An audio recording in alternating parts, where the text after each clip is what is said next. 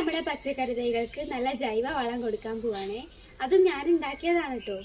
നമുക്കതൊന്ന് കാണാം. ഇത് കഞ്ഞിവെള്ളം പുളിപ്പിച്ചതാട്ടോ.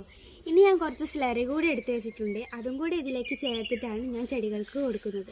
പച്ചക്കറി വേസ്റ്റുകൾ, ചായപ്പൊടി ചണ്ടി, പഴത്തോട്, കേടുവന്ന തൈര് എന്നിവയൊക്കെ BSF ലാർവ കഴിച്ച ശേഷമുള്ള സ്ലറിയാണിത്. ഇത്രയും കഞ്ഞിവെള്ളത്തിലേക്ക് ഞാൻ കുറച്ച് സ്ലറിയെ ചേർത്തിട്ടുള്ളൂ കേട്ടോ. ഇങ്ങനെയാണ് ഞാനിത് ഡയലൂട്ട് ചെയ്തത്. ഇത് നിത്യവൈദനയുടെ തൈയാണ്. പിന്നെ വെണ്ടയും ചീരയും ഉണ്ട്. ഇനി നമുക്ക് പടവലത്തിനും പാവലിനും ചുരങ്ങയ്ക്കും കൊടുക്കാം. അങ്ങനെ ഇത് കഴിഞ്ഞു കേട്ടോ. കേബേജിൻ്റെയും കോളിഫ്ലവറിൻ്റെ ഒക്കെ തൈകളാണ് ഞാൻ ഇവിടെയൊക്കെ നട്ടത്. ഒരു 20ഓളം ഗ്രോ ബാഗുകളിൽ ഞാൻ കേബേജും കോളിഫ്ലവറും നട്ടിട്ടുണ്ട്. കുറച്ച് മണ്ണിൽ നടാനുമുണ്ട്. ഇതൊക്കെ ഞാൻ ഇന്നലെ പാകിയ വിത്തുകളാണ്. നമ്മുടെ പുതിയ സ്ഥലത്തേക്ക് നടാൻ വേണ്ടിയാണ്. ഈ കപ്പിലെല്ലാം വെണ്ട വിത്താണ്. ഇതൊന്നും ഞാൻ നട്ടതല്ല കേട്ടോ. ഇവിടെ പറമ്പിൽ കൊത്തിയപ്പോൾ കിട്ടിയതാണ്. ഇതൊക്കെ നമുക്ക് അടുത്ത മഴയത്ത് നടാം.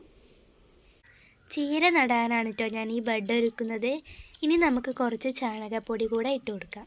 നന്നായി കൊത്തി കിളച്ച് കട്ടയുടച്ച് കല്ലൊക്കെ മാറ്റിയ മണ്ണിലാണ് നമ്മൾ ചീരത്തൈ നടേണ്ടത്.